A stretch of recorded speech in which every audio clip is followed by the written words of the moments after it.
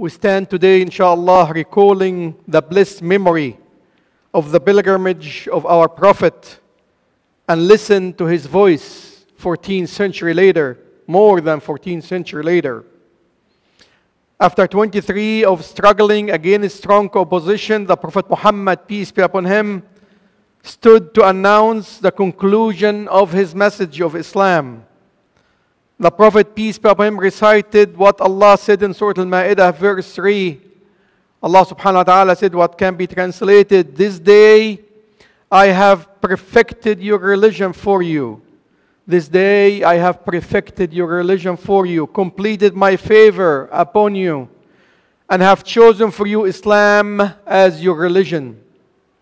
The message of Islam started with a small handful of people, and after 23 years, they found themselves standing next to the Prophet Muhammad, peace be upon him, in Arafat, reaching 120,000. One might ask, what happened to attain such a multitude of people in short time, and to reach the strength which allowed this small army of Muslims to stand and defeat the strongest opposition of non-believers and atheists? A miracle in the making. The answer is they accomplished all this as a result of what the companion exhausted of love, compassion, and kindness to one another. Love, compassion, and love to one another that overshadowed all the differences of race, color, and creed. That is the secret, my dear brothers, of the success of Islam and the message of Islam with the leadership of our Prophet Muhammad, peace be upon him. This love, compassion, and kindness were strong enough to wash away and to wash earth from the stench of hate, bitterness, and animosity. This victory of the early Muslim was the result of being a good example and a true reflection of faith, a true reflection of the teaching of the Prophet Muhammad, peace be upon him, that saved humanity from the claws of ignorance, deceit, witchcraft, and false conviction. The Prophet Muhammad, peace be upon him, adopted and promoted the conviction of international brotherhood, which bear its fruit in that day in Arafat. Standing by him, Abu Bakr, the Arab, Suhaib, the Roman, Bilal, the Habashi, and Salman, the Persian, and others from different tribes and nations. They all stood there carrying one banner written on it what their prophet say, "In brotherhood, be servant of Allah as he commanded you." That is the banner that the Prophet Muhammad, peace be upon him, built this ummah of Islam. In brotherhood, be servant of Allah as he commanded you. We all brotherhood, servant of the only the one, the Almighty Allah, as he commanded and guided us in the Quran and the Sunnah with the clear verses and the very clear example of the Prophet Muhammad, peace be upon him. The Prophet Muhammad, peace be upon him, lived all his life working hard to bring the reality, this entity, unity of mankind. The Prophet stood in his last gathering with people in his farewell pilgrimage, reminding them with their unity and brotherhood. The Prophet Muhammad, peace be upon him, said, "O people, your Lord is one. Your Lord is one. Your Father is one. There is no preference of an Arab over a non-Arab. There is no preference of an Arab over a non-Arab. And an Arab or an Arab or a red over a black, or a black over red, except with piety." The message was very simple.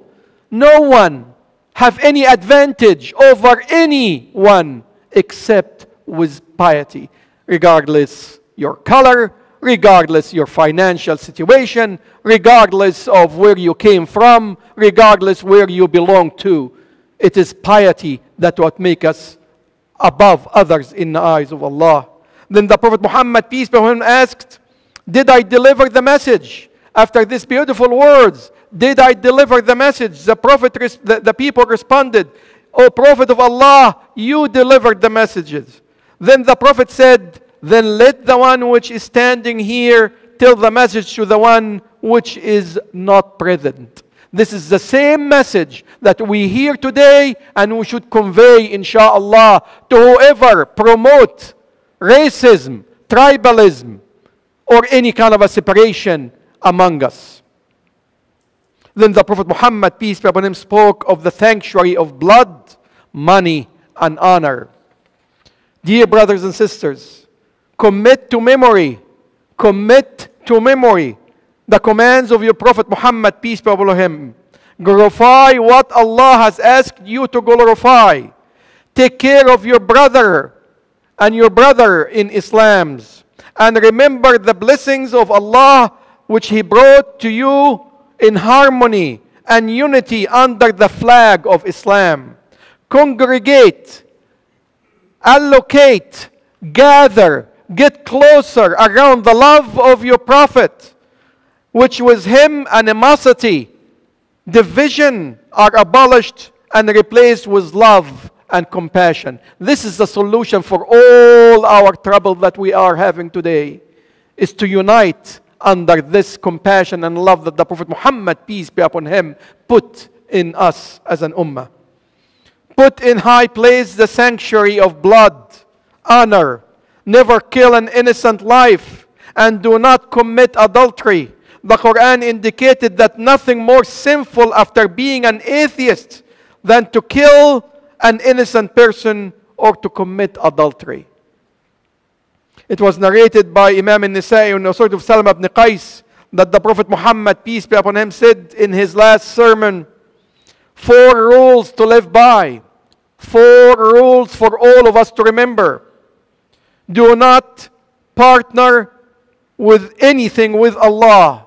Do not partner anything with Allah. And the Imam explained to us many forms of minor disbelief in Allah.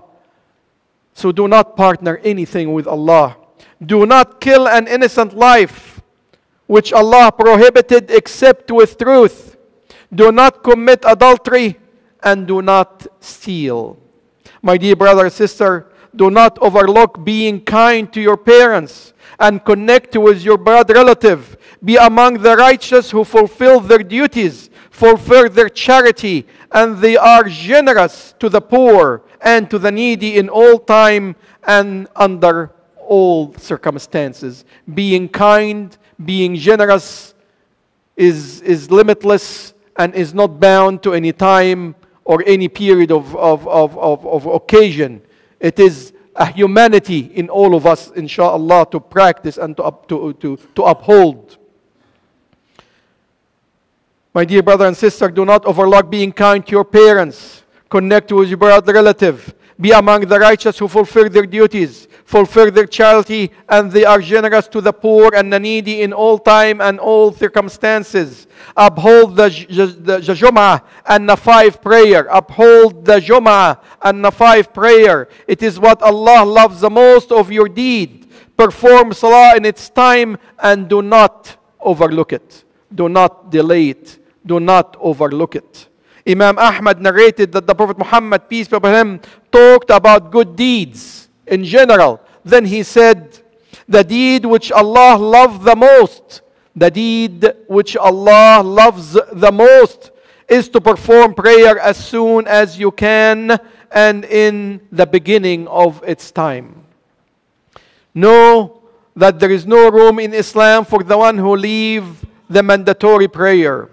Whoever leaves the mandatory prayer severs his relationship with Allah, and Allah will never accept any of his deed or his action or his actions. As 1,008 prayer will not make up for the mandatory prayer. And unfortunately, we see and we know about Muslims who go to Eid prayer but will not actually pray the 5 prayers. May Allah guide them to the right path. May Allah take our hands, leading us to goodness, to His pleasure, and to make us good and truthful reflection of our faith, a good example of the teaching of Allah in the verses of the Quran and the teaching of the Prophet Muhammad, peace be upon him. Assalamu alaikum.